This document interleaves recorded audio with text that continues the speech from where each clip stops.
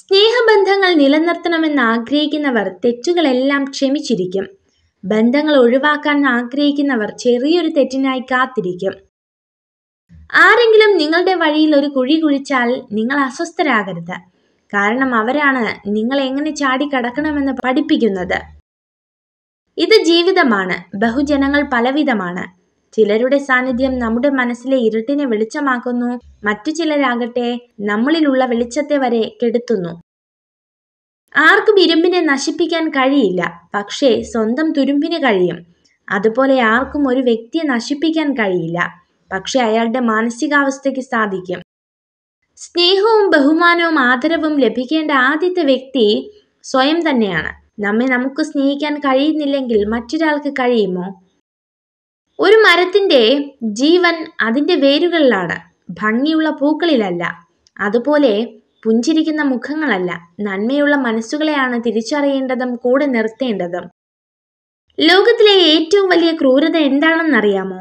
ഒറ്റയ്ക്കായ ഒരാൾക്ക് കൂട്ട് നൽകി വീണ്ടും അയാളെ ഒറ്റയ്ക്കാക്കി പോകുന്നതാണ്.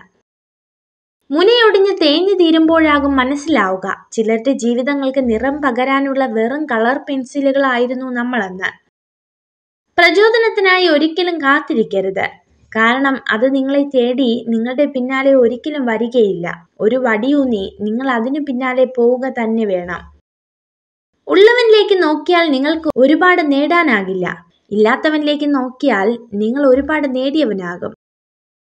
ആരുമില്ലാതിരുന്നാലും നമുക്ക് കൂട്ടായി നാം തന്നെയാണ് ഉണ്ടാവുക എന്ന് ഓർമ്മ വേണം. നമ്മുടെ സ്വപ്നങ്ങളും ഇഷ്ടങ്ങളും അറിഞ്ഞ് ജീവിതത്തെ ആഘോഷമാക്കി മാറ്റുക.